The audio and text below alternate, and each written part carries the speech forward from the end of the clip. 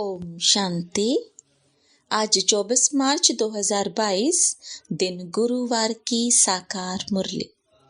आइए अब सुनते हैं मीठे बाप दादा के मधुर महावाक्यों को। मीठे बच्चे, एकांत में बैठ पढ़ाई करो तो धारणा बहुत अच्छी होगी। सवेरे सवेरे उठकर विचार सागर मंथन करने की आदत डालो। प्रश्न: फुल पास होना है तो कौन से ख्याल आने चाहिए, कौन से नहीं आने चाहिए? उत्तर: फुल पास होने के लिए सदा यही ख्याल रहे कि हमें रात दिन खूब मेहनत करके पढ़ना है। अपनी अवस्था ऐसी ऊंची बनानी है जो बाप दादा के दिल तख्त पर बैठ सके। नींद को जीतने वाला बनना है, खुशी में रहना है। बाकी यह ख्याल कभी नहीं आना चाहिए कि ड्रामा में व नसीब में जो होगा वह मिल जाएगा। यह ख्याल अलबेला बना देता है। गीत: तुम्हें पाके हमने जहां पा लिया है, जमी तो जमी आसमां पा लिया है। ओम शांति। बच्चों ने गीत का अर्थ समझा। बेहद के बाप से अभी हमको बेहद का वर्षा मिल रहा है। बच्चे बाप से फिर विश्व के स्वराज्य का वर्षा पा रहे हैं। जिस विश्व की बादशाही को तुमसे कोई छीन न सके, तुम सारे विश्व के मालिक बनते हो। वहां कोई हदें नहीं रहेंगी। एक बाप से तुम एक ही राजधानी लेते हो, जो एक ही महाराजा महारानी राज्य चलाते हैं। एक बाप फिर एक राजधानी, जिसमें कोई पार्टीशन नहीं। तुम जानते हो, भारत में एक ही महाराजा महारानी लक्ष्मी नारायण की राजधानी थी। सारे विश्व पर राज्य करते थे। उनको अद्वैत राजधानी कहा जाता है, जो एक ने ही स्थापन की है, तुम बच्चों द्वारा। फिर तुम बच्चे ही विश्व की राजाई भोगेंगे। तुम जानते हो, हर 5000 वर्ष के बाद हम यह राजाई लेते हैं। फिर आधा कल्प पूरा होने से हम यह राजाई गंवाते हैं। फिर बाबा आकर राजाई प्राप्त कराते हैं। यह है हार और जीत का खेल। माया से हारे हार है, फिर श्रीमत से तुम रावण पर जीत पाते हो। तुम्हारे में भी कोई बिल्कुल अनन्य निश्चय बुद्धि है, जिनको सदैव खुशी रहती है कि हम विश्व के मालिक बनते हैं। बल कितने भी क्रिश्चियन पावरफुल हैं, परंतु विश्व के मालिक बने यह हो नहीं सकता। टुकड़े टुकड़े पर राज्य है। पहले पहले एक भारत ही सारे विश्व का मालिक था। देवी देवताओं के सिवाय दूसरा कोई धर्म नहीं था। ऐसा विश्व का मालिक जरूर विश्व का रचयिता ही बनाएगा। देखो बाबा कैसे बैठ समझाते हैं। तुम भी समझा सकते हो। भारतवासी विश्व के मालिक थे जरूर। विश्व के रचयिता से ही वर्षा मिला होगा। फिर जब राजाई गंवाते हैं, दुखी होते हैं, तो बाप को याद करते हैं। भक्ति मार्ग है ही भगवान को याद करने का मार्ग। कितने प्रकारों से भक्ति, दान, पुण्य, जप, तप आदि करते हैं। इस पढ़ाई से जो तुमको राजाई मिलती है, वह पूरी होने से फिर तुम भक्त बन जाते हो। लक्ष्मी नारायण को भगवान भगवती कहते हैं, क्योंकि भगवान से राजाई ली है ना। परंतु बाप कहते हैं, उनको भी तुम भगवान भगवती नहीं कह सकते हो। इनको यह राजधानी जरूर स्वर्ग के रचयिता ने दी होगी, परंतु कैसे दी यह कोई नहीं जानते हैं। तुम सब बाप के अथवा भगवान के बच्चे हो। अब बाप सबको तो राजाई नहीं देंगे। यह भी ड्रामा बना हुआ है। भारतवासी ही विश्व के मालिक बनते हैं। अभी तो है ही प्रजा का प्रजा पर राज्य। अपने को आपे ही पतित भ्रष्टाचारी मानते हैं।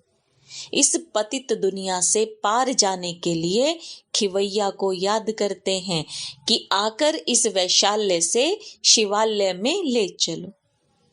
एक है निराकार शिवालय, निर्वाण धाम। दूसरा फिर शिव बाबा जो राजधानी स्थापन करते हैं, उनको भी शिवालय कहते हैं। सारी सृष्टि ही शिवालय बन जाती है।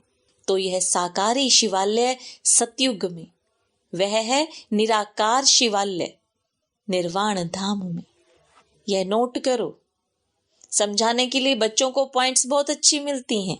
फिर अच्छी रीति मंथन भी करना चाहिए। जैसे कॉलेज के बच्चे बचपन में सवेरे सवेरे उठकर अध्ययन करते हैं। सवेरे क्यों बैठते हैं? क्योंकि आत्मा विश्राम पाकर रिफ्रेश हो जाती है। एकांत में बैठ पढ़ने से धारणा अच्छी होती है। सवेरे उठने का शौक होना चाहिए। कोई कहते हैं हमारी ड्यूटी ऐसी है, सवेरे जाना पड़ता है। अच्छा, शाम को बैठो। शाम के समय भी कहते हैं देवताएं चक्र लगाते हैं। क्वीन विक्टोरिया का वजीर रात को बाहर बत्ती के नीचे जाकर पढ़ता था। बहुत गरीब था, पढ़कर वजीर बन गया। सारा मदार पढ़ाई पर है। तुमको तो पढ़ाने वाला परम पिता परमात्मा है। तुमको यह ब्रह्मा नहीं पढ़ाता, न श्री कृष्ण। निराकार ज्ञान का सागर पढ़ाते हैं। उनको ही रचना के आदि मध्य अंत का ज्ञान है। सतयुग त्रेता आदि, फिर त्रेता का अंत, द्वापर की आदि, उनको मध्य कहा जाता है। यह सब बातें बाबा समझाते हैं। ब्रह्मा सो विष्णु बन 84 जन्म भोगते हैं, फिर ब्रह्मा बनते हैं। ब्रह्मा ने 84 जन्म लिए व लक्ष्मी नारायण ने 84 जन्म लिए। बात एक हो जाती है। इस समय तुम ब्राह्मण वंशावली हो, फिर तुम विष्णु वंशावली बनेंगे, फिर गिरते गिरते तुम शूद्र वंशावली बनेंगे। यह सब बातें बाप ही बैठ समझाते हैं। तुम जानते हो हम आए हैं बेहद के बाप से श्रीमत पर चल विश्व के महाराजा महारानी बनने के लिए। प्रजा भी विश्व की मालिक ठहरी। इस पढ़ाई में बड़ी होशियारी चाहिए। जितना पढ़ेंगे पढ़ाएंगे उतना ऊंच पद पाएंगे। यह बेहद की पढ़ाई है। सबको पढ़ना है। सब एक से ही पढ़ते हैं। फिर नंबरवार कोई तो अच्छी धारणा करते हैं, कोई को जरा भी धारणा नहीं होती है। नंबरवार सब चाहिए। राजाओं के आगे दास दासियां भी चाहिए। दास दासियां तो महलों में रहते हैं, प्रजा तो बाहर रहती है। वहां महल बहुत बड़े बड़े होते हैं, जमीन बहुत है, मनुष्य थोड़े हैं, अनाज भी बहुत होता है, सब कामनाएं पूर्ण हो जाती हैं, पैसे के लिए कभी दुखी नहीं होते। पैराडाइज नाम कितना ऊंचा है। एक की मत पर चलने से तुम विश्व के मालिक बन जाते हो। वहां कहेंगे सतयुगी सूर्यवंशी लक्ष्मी नारायण का राज्य, फिर बच्चे गद्दी पर बैठेंगे, उनकी माला बनती है। 8 पास विद ऑनर्स होते हैं। 9 रत्नों की अंगूठी भी पहनते हैं।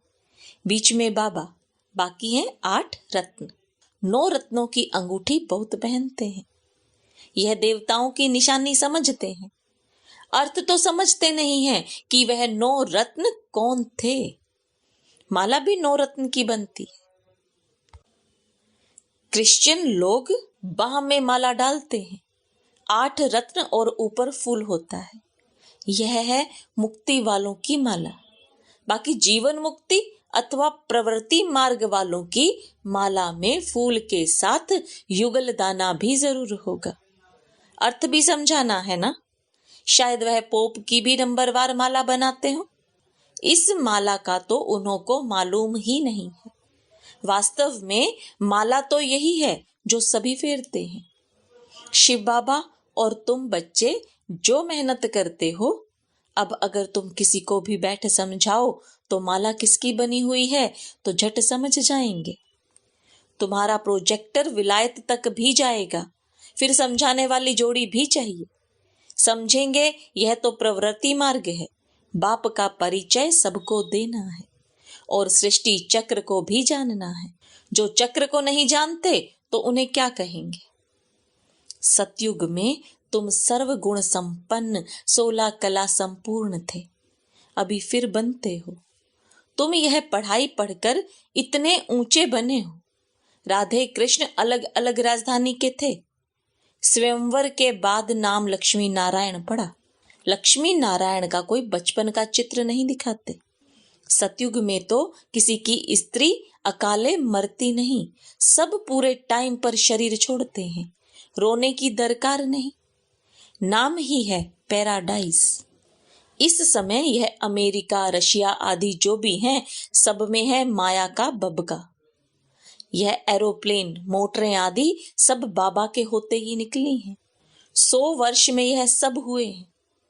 यह है मृग तृष्णा मिसल राज्य, इनको माया का पॉम्प कहा जाता है।